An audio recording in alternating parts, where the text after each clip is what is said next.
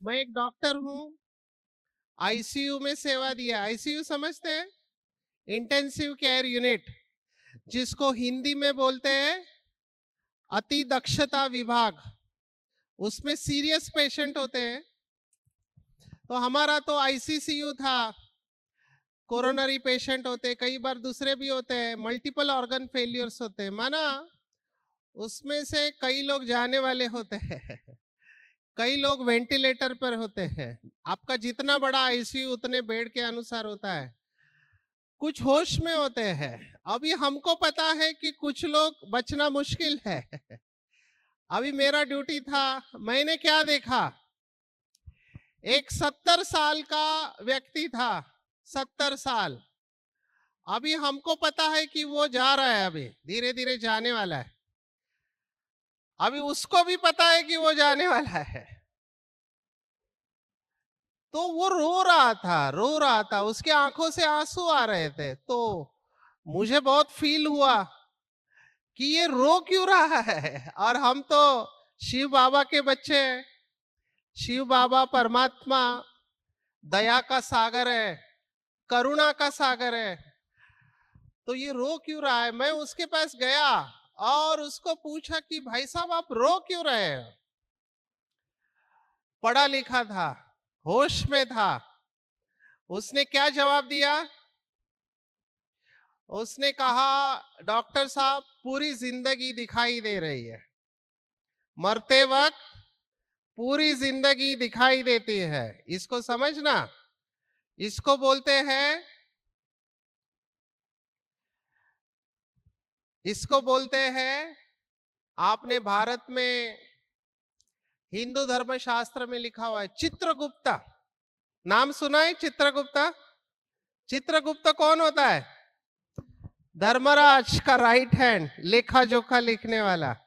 तो मैंने उससे पूछा क्या दिखाई दे रहा है। तो उन्होंने एक लाइन में कहा, पूरा जीवन का अनुभव एक लाइन में। सभी सुन रहे हैं? उन्होंने कहा डॉक्टर साहब जो नहीं करना चाहिए था वो किया, और जो करना चाहिए था वो नहीं किया। मैंने पूछा क्या किया, तो बोला मेरा गुस्से का नेचर था, मैं बहुत गुस्सा करने वाला व्यक्ति। तो मैंने बहुत लोगों के ऊपर गुस्सा किया, बहुत लोगों को दुख दिया। आज मैं जाने वाला हूं, मैं उन लोगों से माफी भी नहीं मांग सकता हूं, क्योंकि मैं जाने वाला हूं। और क्या करना चाहिए था? तो उन्होंने कहा कि मेरे पास बहुत पैसा था, पोजीशन थी, पावर थी, मैं बहुत लोगों की मदद करके उनसे दुआ ले सकता था, लेकिन मैंने वो नहीं किया। इसका मुझे आज पश्चाताप हो रहा है, इसलिए मैं रो रहा हूं। आपको समझ में आ रहा है? मरते समय होने वाला पश्चाताप। आप कैसे मरना चाहते हो? हंसते हंसते या रोते रोते? उसके लिए कर्म अच्छे चाहिए कर्म अच्छे चाहिए, तभी मरते समय हंसते हंसते जाएंगे। इसलिए खुशी के पासवर्ड को समझो अच्छी तरह से। खुश रहना इजी नहीं है, आई एम वेरी सॉरी, कठिन भी नहीं है। कर्म अच्छे चाहिए, बहुत लोगों को सुख दिया हुआ होना चाहिए, बहुत लोगों को सुख। भारत में तो मान्यता है, दुख दिया तो क्या मिलेगा? अपने आप आता है। ये ऊपर वाले को कोई अकाउंटेंट की जरूरत नहीं है। ऊपर वाले का खाता है ना, एक्यूरेट है। हम भूल सकते हैं पर उसका खाता नहीं भूलता है, सिर्फ समय और उसकी देरी होती है। बराबर है? तो आज यहां पर आप बैठे हो, मैं पहली बात आपसे चाहता हूं, हम सब से, इंक्लूडिंग मी ऑल्सो, मैं भी उसमें आता हूं, हम सब से जाने अनजाने में ऐसे कर्म हुए हैं जाने अनजाने में हुए हैं, जिसके वजह से दूसरे लोगों को दुख मिला हुआ है। तो पहला काम हमको करना चाहिए कि सब लोगों से क्या करना चाहिए, माफी मांग लेना चाहिए। दूसरी बात, सब लोगों को क्या करना चाहिए, माफ भी कर देना चाहिए, अगर आप खुश रहना चाहते हो तो। और मिर्जा गालिब ने इसको अपनी शायरी में बताया है। मिर्जा गालिब जानते हैं ना, उर्दू पोएट। गालिब का ये शेर मुझे बहुत पसंद है। दो शेर है गालिब के। पहला शेर है कि गालिब जिंदगी भर एक ही भूल करता रहा, धूल चेहरे पर थी और आईना साफ करता रहा। गालिब जिंदगी भर एक ही भूल करता रहा। हम हमेशा दूसरों को दोष देते हैं, दूसरों को दोष देते हैं अपनी तकलीफ के लिए, जबकि कर्म हमारे होते हैं। आध्यात्मिकता के अनुसार बिना किसी कर्म के कोई आपके पीछे नहीं पड़ेगा। जो आपने ऑर्डर किया है वही आपके पास आएगा। बिना मतलब के कुछ नहीं होता है। आज भी आप इधर क्यों बैठे हो पता है? आप आज इधर क्यों बैठे हो? क्योंकि आपके मन में सूक्ष्म में इच्छा थी कि मेरे सवालों के जवाब मुझे कौन देगा, मेरे जीवन में स्थायी खुशी कैसे आएगी। अंग्रेजी में कहावत है, when the student is ready, master arrives। हमारे सभी सवालों के जवाब हमको मिलते हैं, सिर्फ पूछना आना चाहिए। तो आपके सवालों के जवाब आज मिल रहे हैं। मैं आपको गोल्डन फॉर्मूला बता रहा हूं गालिब का, कि गालिब ने जिंदगी को कुछ इस तरह से आसान कर दिया। गालिब ने कुछ इस तरह से जिंदगी को आसान कर दिया। कुछ लोगों से माफी मांग ली, कुछ लोगों को माफ कर दिया। गालिब ने जिंदगी को आसान कर दिया। आपके हाथ में है माफ करना या नहीं करना है। माफी बहुत बड़ा शस्त्र है।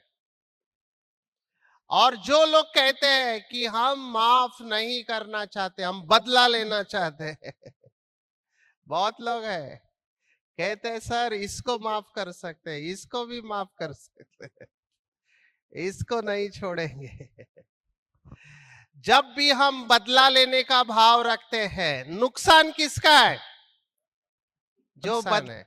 आपको कुछ नहीं करना है, ऊपर वाले का न्याय परफेक्ट है, कोई बच नहीं सकता इस दुनिया में। आप कहते हैं ना, कई लोग मुझे पूछते हैं उसने इतना पाप किया वो मजे में है और हम इतने ईमानदारी से चल रहे हैं, हमारे साथ ऐसा हो रहा है। रॉन्ग, आप गलत समझ रहे हैं। कभी भी ये मत सोचना। मेरे लेक्चर का अनुभव सुनाता हूं। मेरा लेक्चर था, मेरा इसी के ऊपर लेक्चर था, एंगर, क्रोध को कैसे मैनेज करने का, बदला। तो लेक्चर पूरा हुआ, एक डॉक्टर मेरे पास आया, बोला सर आपसे पर्सनल बात करना है। मैंने कहा क्या हुआ? बोला सर आपका लेक्चर मैंने अभी सुना, आपने बोला बदला नहीं लेना है, बदल कर दिखाना है। क्योंकि बदला लेने के मैंने सब नुकसान बताए थे। तो मैंने कहा क्या करने वाले थे आप? तो उसने पिस्तौल निकाला, बंदूक निकाला, बोला मैं, मेरी जो सांस है, सांस माना पत्नी की माँ, उसका मर्डर करने वाला था। मैंने कहा उसको क्यों मारना? बोला इतना परेशान किया मेरे को हमारे घर में, तो मुझे बहुत गुस्सा था। और उस डॉक्टर ने क्या किया पता है? वकील को भी पूछ के रखा था कि मैं उसका मर्डर करूं तो पकड़ा नहीं जाना चाहिए।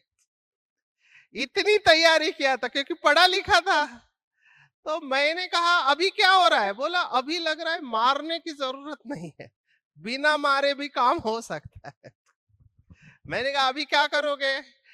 बोला आप ही बताओ सर। मैंने उनको बोला देखो, ब्रह्मा कुमारी का 7 डेज कोर्स है, उसमें आत्मा परमात्मा सृष्टि चक्र ये सब बातें सुनाते हैं, कर्मों की गुह्य गति सुनाते हैं, भगवत गीता, तो वो आप करो। बोला उससे क्या होगा? मैंने कहा करो फिर मेरे को बताओ। तो वो किया उसने और वो रोज सेंटर पर जाने लगा। 3 महीने बाद बोलता है डॉक्टर साहब आपका बहुत बहुत शुक्रिया, मेरे और मेरे सासू माँ के रिश्ते फिर से अच्छे हो गए, अभी मुझे कोई तकलीफ नहीं है। तो समझ रहे बात को? आप में से कौन कौन है जो बदला लेना चाहता है? मेरे को मिले आके मैं उसको बताऊंगा क्या करना होता है।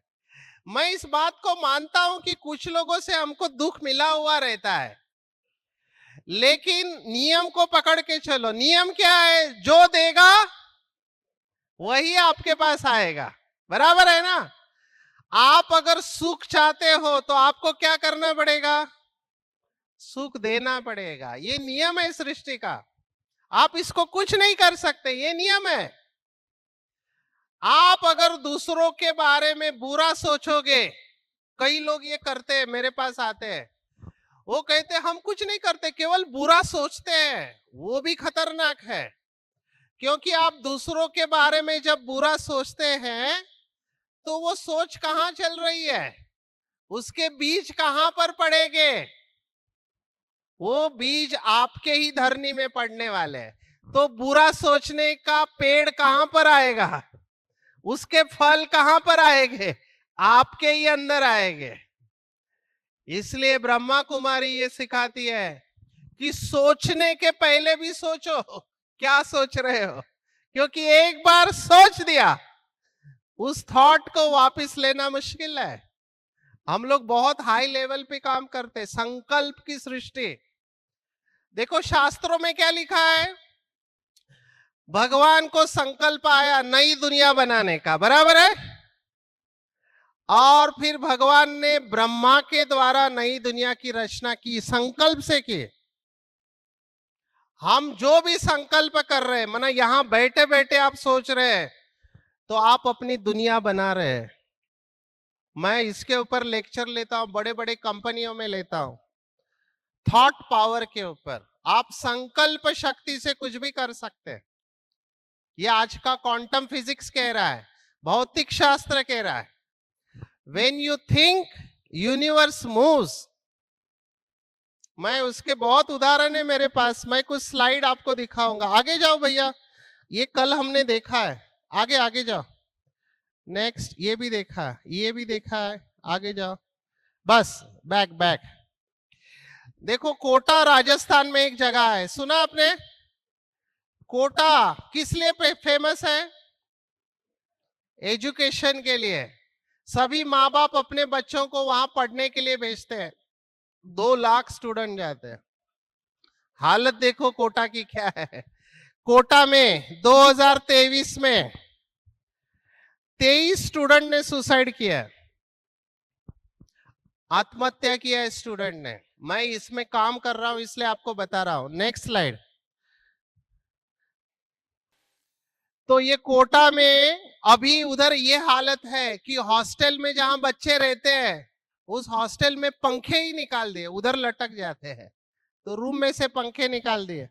ये बिट्स पिलानी है, बिट्स पिलानी गोवा, बहुत नामी ग्रामी संस्था है, बहुत अच्छी है, इनका कोई दोष नहीं है, पर बच्चे सुसाइड कर रहे हैं। 7 सुसाइड हुए हैं। मेरा गांव है गोवा, गोवा के पास, तो हमारा ध्यान है उधर और हमारा प्रोग्राम भी चल रहा है। नेक्स्ट, ये आईआईटी, एनआईटी, अभी मैं कुरुक्षेत्र जाके आया, कुरुक्षेत्र, वहां एनआईटी संस्था, इतनी अच्छी संस्था है, इतने अच्छे डायरेक्टर है, प्रोफेसर है। वो कुछ महीने में 3-4 स्टूडेंट ने सुसाइड कर लिया, हॉस्टल में से सबको घर पे भेज दिया। टेंशन है।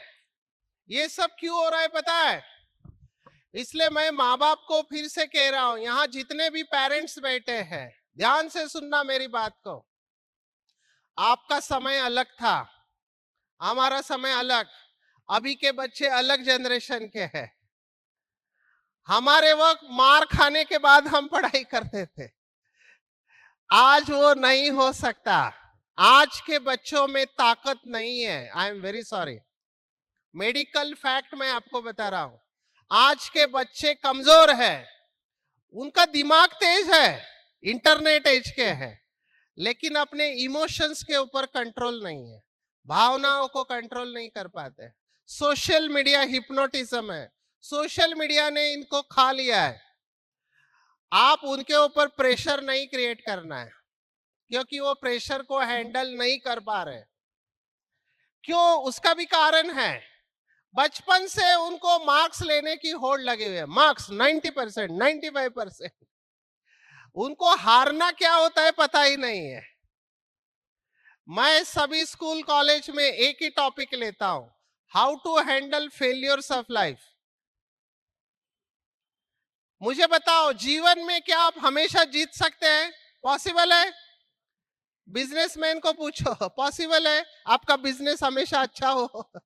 बिजनेस ऐसा ऐसा होता है, मार्केट बदलता है ना। पर इन लड़कों को क्या हुआ है? जीतने की आदत लगी 90%। नहीं हो सकता। फेलियर आते ही ये लोग हैंडल नहीं कर पाते। एनआईटी में आने के बाद कहते प्रेशर बहुत है, एमबीबीएस में प्रेशर बहुत है। आपको बहुत स्ट्रांग रहना पड़ेगा, पर आप प्रेशर मत क्रिएट करो। इसके कारण देखो, एकेडमिक प्रेशर, कंपटीशन और अकेलापन। अभी उसमें कुछ माँ बाप अपने बच्चों को क्या बोलते हैं पता है? देख, तेरे लिए मैंने बहुत मेहनत किया है, तेरे लिए घर गिरवी रखा है, मेरा पैसा गहना गिरवी रखा है, हमारी इज्जत मिट्टी में मत मिलाना। वो और टेंशन में आ जाता है, और वो ये सोचता है मम्मी पापा मेरे लिए कितना मेहनत कर रहे हैं, अगर मैंने मार्क्स नहीं मिला है तो मम्मी पापा वैसे ही टूट जाएंगे। ये क्यों हो रहा है? क्योंकि मम्मी पापा उतना प्रेशर क्रिएट कर रहे हैं। आपको ये बोलना चाहिए, बेटा तेरी जितनी कैपेसिटी है तो कर, मार्क्स कम मिले कोई प्रॉब्लम नहीं है, तू अपनी कोशिश कर। हम तो तेरे से तब भी प्यार करेंगे जब तू फेल हो जाएगा। ये मैसेज जाना चाहिए माँ बाप से। यस और नो? तो अपने बच्चों को हैंडल करो, नहीं तो बहुत मुश्किलात आने वाली है। नेक्स्ट, अभी ये देखो, ये सब सेलिब्रिटीज है। आप ये फोटो देख पा रहे हैं कि नहीं मुझे पता नहीं। ये कौन है? कौन है? सुशांत सिंह राजपूत। ये कौन है? ये कौन है? नहीं, जिया अली खान है ना, हीरोइन। ये कौन है? मर्लिन मोनरो, विदेश की मधुबाला। ये कौन है? ये युवराज, नेपाल के युवराज। ये है silk Smita, south Indian actress. ये कौन है? आपके जमाने का हीरो है, सीनियर सिटीजन। हाँ, देवानंद नहीं, गुरुदत्त है, गुरुदत्त। और ये नीचे वाले आप देख नहीं पा रहे, ये मनमोहन देसाई है, जिन्होंने नसीब मूवी बनाया, अमर अकबर एंथोनी। ये आईपीएस ऑफिसर है, और ये मध्य प्रदेश के गुरु है, जिनके फॉलोअर्स थे लाखों फॉलोअर्स मध्य प्रदेश में। कौन? भैयू जी महाराज, भैयू जी महाराज। ये सब कौन है पता है? ये सब फेमस लोग हैं। इनके पास पैसा था, पावर थी, और खूबसूरत थे, सब था इनके पास। जिसके लिए हम मेहनत करते हैं वो सब था। हम सबको क्या चाहिए? पैसा चाहिए, पावर चाहिए, फेमस होना चाहते, सब था इनके पास। इसके बावजूद भी इन्होंने क्या किया है? इन सब ने आत्महत्या किया है, सब आत्महत्या करके मरे हैं। तो मैं आपसे प्रश्न पूछ रहा हूं, सब कुछ होने के बाद भी ऐसा क्यों? क्योंकि खुशी नहीं है, खुशी नहीं है, यहाँ का प्रेशर हैंडल नहीं कर पा रहे, इसलिए खुशी बहुत इंपॉर्टेंट है। आप अगर सुशांत सिंह का स्पीच सुनो, आईआईटी बॉम्बे में उन्होंने जबरदस्त स्पीच दिया था, he was very good actor, लेकिन प्रेशर को हैंडल करना आना चाहिए। इसलिए मैं माँ बाप को यही कहता हूं, आपका बच्चा मार्क्स कम मिले चलेगा, कम से कम जिंदा तो है। क्योंकि जाने के बाद जो हालत होती है हमने देखा है क्या होता है। आखिर में वो आमिर खान ने भी इसके ऊपर मूवी बनाया। कौन सा मूवी? 3 इडियट्स। उसको बनाना पड़ा ये प्रेशर को हैंडल करने के लिए, क्योंकि माँ बाप चाहते हैं मेरा बेटा डॉक्टर इंजीनियर। अभी हर बेटा डॉक्टर और इंजीनियर हो सकता है क्या? सभी नहीं हो सकते। आपके हिसाब से सचिन तेंदुलकर फेल्योर है, 10वीं में फेल है सचिन तेंदुलकर, लेकिन आज वो भारत रत्न है। मैं ये उदाहरण हमेशा देता हूं, सचिन तेंदुलकर और विनोद कांबली दोनों साथ में पढ़े, दादर में एक स्कूल है शारदाश्रम, दोनों का रिकॉर्ड है रणजी में 300 मारा दोनों ने। इनफैक्ट विनोद कांबली मोर ग्रेसफुल लेफ्टी बैट्समैन है विनोद कांबली। सचिन तेंदुलकर तो डेक्स्ट्रो एम्बी डेक्स्ट्रो से दोनों तरफ से खेल सकता है। अभी ऑस्ट्रेलिया में वो ग्लेन मैग्रा या जो भी बॉलर थे उन्होंने उसको बाउंसर डाला और आउट होने के बाद रोते हुए बाहर आते थे विनोद कांबली। उनका लाइफ देखो कितना स्ट्रेसफुल है। सचिन तेंदुलकर कितने बार उसको गलत आउट दिया है लेकिन कुछ नहीं बोला, चुपचाप बाहर आ गया। ये फर्क है एटीट्यूड का। सचिन तेंदुलकर भी बैड पैच आया था, 99 के आसपास आउट हो जाता था। वो प्रेशर है, करोड़ों लोगों की अपेक्षा है। तो मैं आपको कह रहा हूं नेक्स्ट, ये हैप्पी प्रोजेक्ट, हमारे लायन वाले बैठे, रोटरी वाले बैठे हैं, हमने खास ये प्रोजेक्ट लॉन्च किया इंडिया में। इसका फुल फॉर्म है holistic approach to positive powerful inner self. ये आत्मज्ञान के ऊपर है।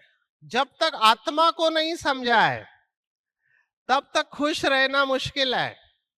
आजकल के माँ बाप अपने बच्चे को सब कुछ दे देते हैं, गाड़ी, लैपटॉप, रूम, जो चाहिए ले, पर तू पढ़ाई कर। माँ बाप क्या सोचते हैं, मुझे जो नहीं मिला मेरे बच्चे को मिलना चाहिए। आपका भाव अच्छा है, लेकिन अगर साथ में आपने उसको संस्कार नहीं सिखाए तो ये सब। मैं तो मेट्रो में जाता हूं, मैं मेट्रो सिटीज की बात कर रहा हूं। हमारे इधर भी बुरा हाल है, मुंबई, पुणे, नासिक, महाराष्ट्र की बात सुना रहा हूं।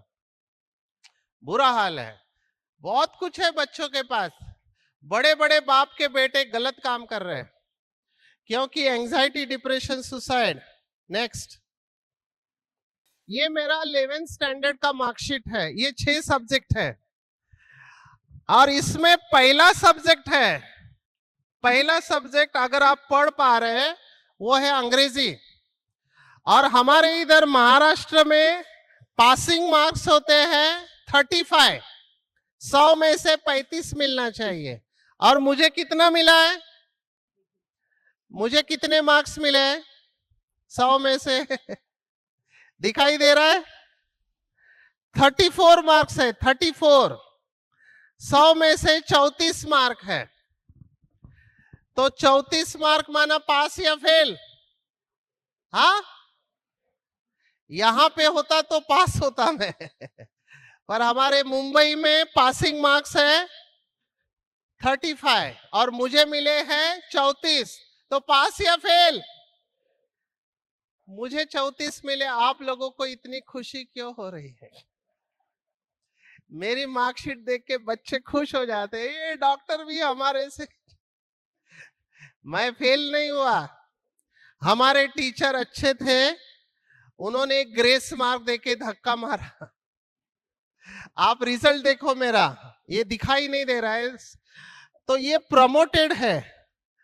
मुझे 11th स्टैंडर्ड में प्रमोट किया गया। अभी ध्यान से सुनना मैं जो कह रहा हूं, ये क्यों हुआ पता है? क्योंकि 10वीं तक मेरी पढ़ाई मातृभाषा में हुई, मराठी, और हमारे घर में किसी को अंग्रेजी नहीं आता है।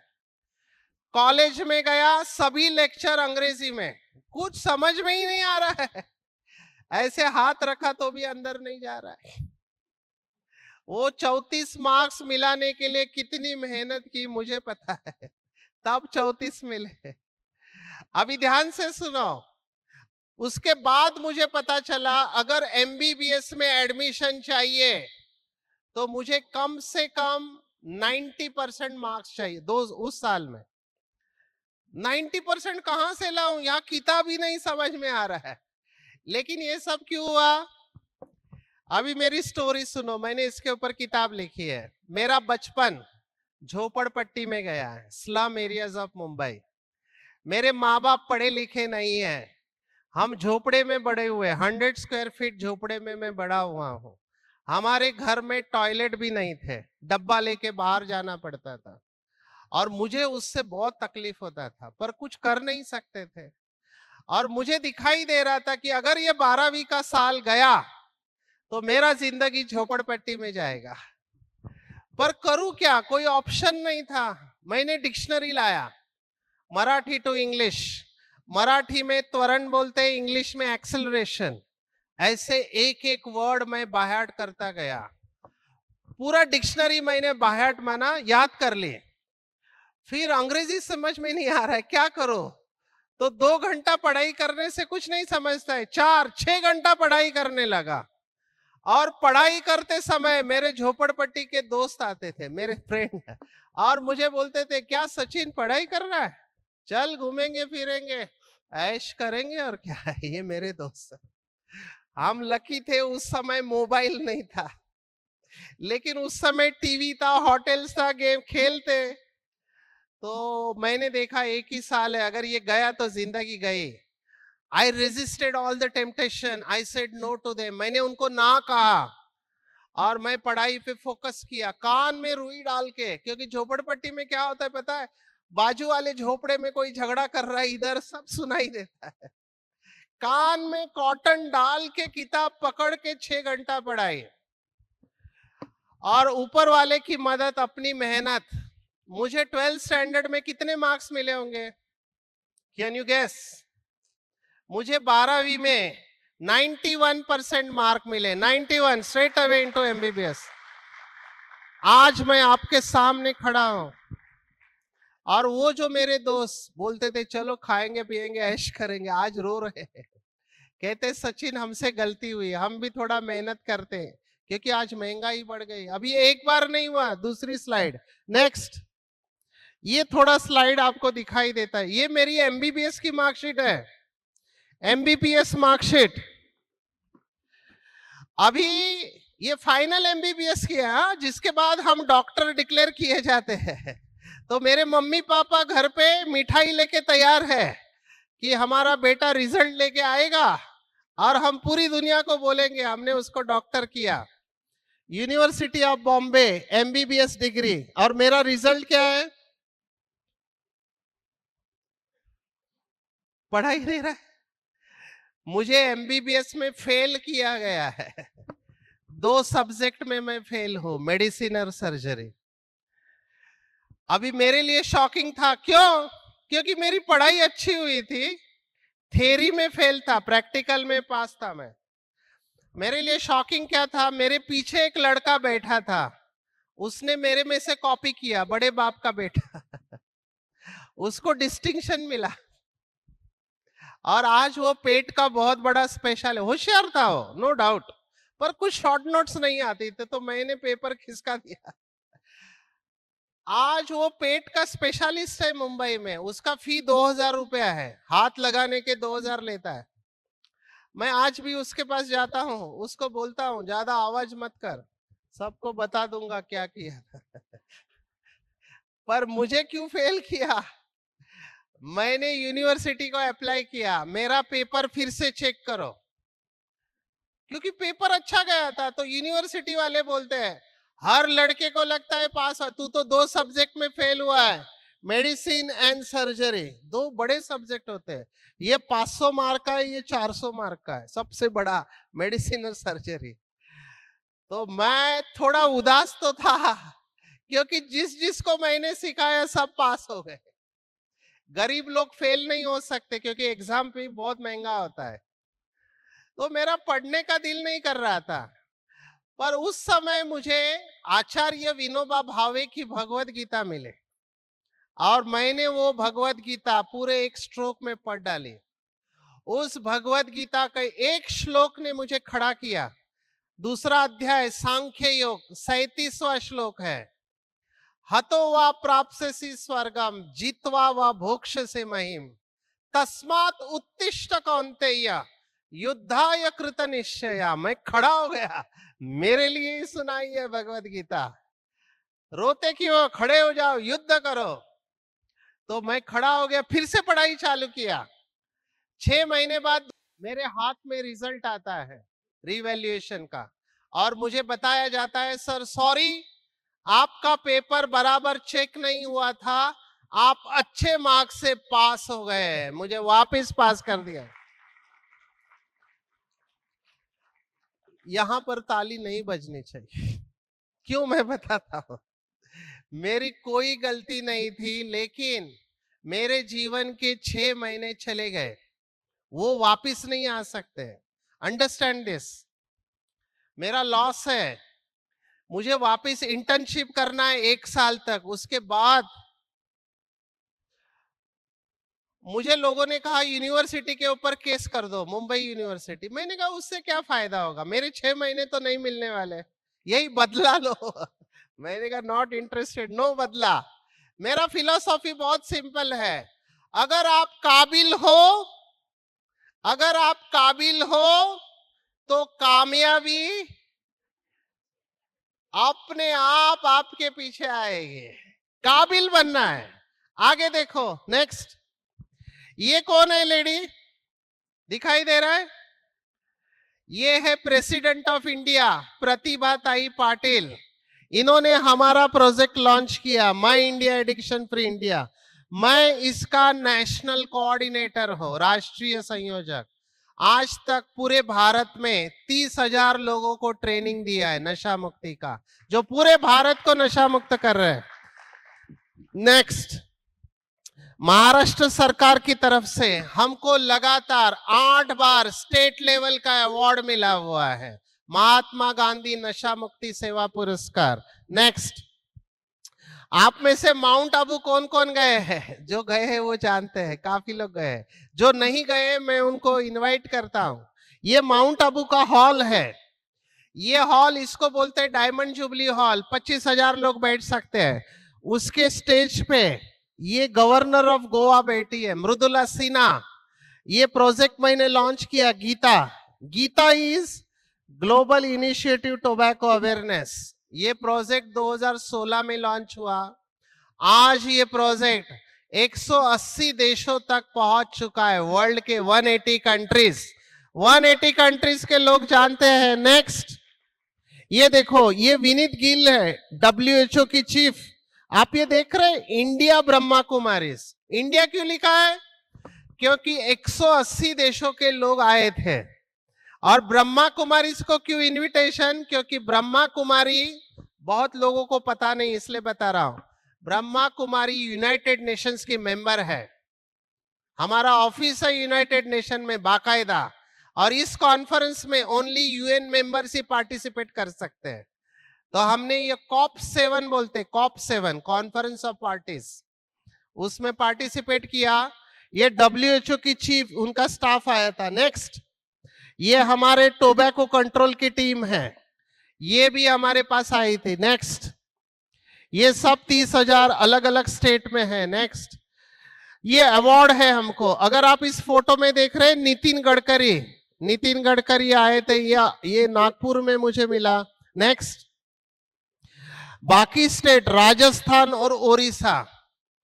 हमारे ब्रह्मा कुमारी के एक भाई है SN धोलपुरिया, नोडल ऑफिसर है पूरे स्टेट के, तंबाकू कंट्रोल करते। उनको वर्ल्ड का नंबर 1 अवार्ड मिला है। इतना अच्छा नशा मुक्ति में वो काम कर रहे हैं। राजस्थान, हमारे ये बनारसी भाई है। नेक्स्ट, ये अभी इस समय के भी मिनिस्टर है भारत के, आपके मध्य प्रदेश के ही है, कैबिनेट मिनिस्टर है गवर्नमेंट ऑफ इंडिया के। बहुत लोगों को पता नहीं होता है कौन है। इनका नाम है डॉक्टर वीरेंद्र कुमार। इन्होंने एक MOU साइन किया, नशा मुक्त भारत अभियान। तो ये प्रोग्राम पूरे भारत में चल रहा है, इसके भी हम कोऑर्डिनेट करते हैं। आगे जाओ, ये गाड़ियां बाहर गाड़ी खड़ी है ना, ऐसी 36 गाड़ियां नशा मुक्ति की पूरे भारत में घूम रही है। हाँ। ये G20 का प्रेसिडेंट, G20 आप जानते हैं 20 देशों के लोग आए थे, यूरोपियन यूनियन पूरा आया था भारत में, तो दिल्ली में हमने प्रेजेंट किया, ये 20 देशों के लोग हैं G20। हमने उनको बताया मेडिटेशन से कैसे बीमारी ठीक होती है, नशा छूटता है। नेक्स्ट, ये सब 20 देशों के लोग हैं, 20 देशों के लोग हैं। मुझे अफ्रीका के बाजू में खड़ा किया। नेक्स्ट, ये मेरा YouTube का लेक्चर 40 देशों में लोग सुनते हैं, 40,000 डेली सुनते हैं। मुझे भी आश्चर्य लगा, पाकिस्तान सुनता है, ऑस्ट्रेलिया सुनता है, कनाडा सुनता है, अमेरिका सुनता है, यूके, न्यूजीलैंड, ये सब सुनते हैं मुझे। पर ये not for everyone, only BK Brahma Kumari भाई बहनों के लिए है, ज्ञान रहस्य। नेक्स्ट, ये जो प्रोग्राम है ये भी पूरे वर्ल्ड में गया है, secret of ultimate living, SOUL। तो मैं आपको यही कह रहा हूं, one failure doesn't define you. ध्यान से सुनना, अगर आपके किताब का एक पेज खराब है तो पूरा किताब नहीं चलाना चाहिए। अगर आपके जीवन में एक फेल्योर आता है तो पूरे जीवन को खत्म नहीं करना चाहिए, बराबर है? Failure is not the end of life, failure is part of life. बहुत लोगों को पता नहीं, इसलिए मैं बता रहा हूं। डॉक्टर APJ अब्दुल कलाम, आपको पता है वो सुसाइड करने वाले थे? किसको किसको पता है? आपने किताब में पढ़ा होगा, विंग्स ऑफ फायर। वो क्यों सुसाइड करने वाले थे? क्योंकि उनको पायलट बनना था। इंटरव्यू के लिए गए थे साउथ से, पैसे नहीं थे, बहन के गहने गिरवी रख के गए थे। 9 स्टूडेंट अपीयर हुए इंटरव्यू में, 8 को सिलेक्ट किया, इसका 9वां नंबर। अभी इसको खाने के लिए कुछ नहीं, जाने के लिए पैसे नहीं, पहाड़ के ऊपर खड़े थे, जब मारने का सोच रहे, उसी समय भारत के डिवाइन लाइफ सोसाइटी, नाम सुना है? डिवाइन लाइफ सोसाइटी के उन्होंने देखा एक कुमार लड़का क्या कर रहा है, तो उसको पूछा क्या हुआ, बोला ऐसा ऐसा हुआ। कैसे जाओ, जाने का पैसा नहीं, खाने के लिए कुछ नहीं। बोला कोई बात नहीं, तुम चलो मेरे साथ। शिवानंद स्वामी उसको लेके गए, उसको खाना खिलाया, टिकट के लिए पैसा दिया। तो अब्दुल कलाम ने प्रश्न पूछा, आप भगवान के आदमी हो, भगवान ने मेरे साथ ऐसा क्यों किया? जवाब देखो क्या है, भगवान कुछ नहीं करता है, सब हमारे कर्म है, मैं क्या करूं? उन्होंने, शिवानंद स्वामी ने जवाब देखो दिया है, अगर आपको ये इंटरव्यू में सिलेक्ट नहीं किया है, इसका मतलब आपके नसीब में इससे बहुत अच्छी बात होने वाली है, इसलिए आप इसमें सिलेक्ट नहीं हुए। कितना पॉजिटिव थॉट है। वो गए वापस, इसरो का इंटरव्यू दिया, इसरो में सिलेक्ट किया। अभी पहला अटेम्प्ट वो सैटेलाइट भेजने का, विक्रम साराभाई, नाम सुना है? उनके बॉस, पहला सैटेलाइट समुद्र में गिरा, फिर से फेलियर। विक्रम साराभाई ने उनको संभाला, बोला डरो मत, पत्रकारों को मैं सामना करता, तुम जाओ फिर से कोशिश करो। ऐसा बॉस सबको नहीं मिलता है। और फिर अब्दुल कलाम ने पीछे हटकर नहीं देखा और पोखरण में ब्लास्ट किया। प्रेसिडेंट बनने के बाद, प्रेसिडेंट के हाथ में तीनों होते हैं, air force, navy and army. Air force में जाके फाइटर जेट उड़ाया और अपनी इच्छा को पूर्ण किया, पायलट बनने के। फाइटर जेट उन्होंने उड़ा के दिखाया। अब्दुल कलाम, मैं आपको फिर से कहता हूं, एवरी सक्सेसफुल स्टोरी, उसके अंदर फेल्योर होता है। आप हिम्मत मत हारो, करेक्ट? और ये गीत मत सुनो, सारी उम्र हम मर मर के जी रहे, एक पल तो अब हमें जीने दो। लास्ट में वो लड़का लिखता है, आई क्विट, डोंट क्विट, हार मत मानो।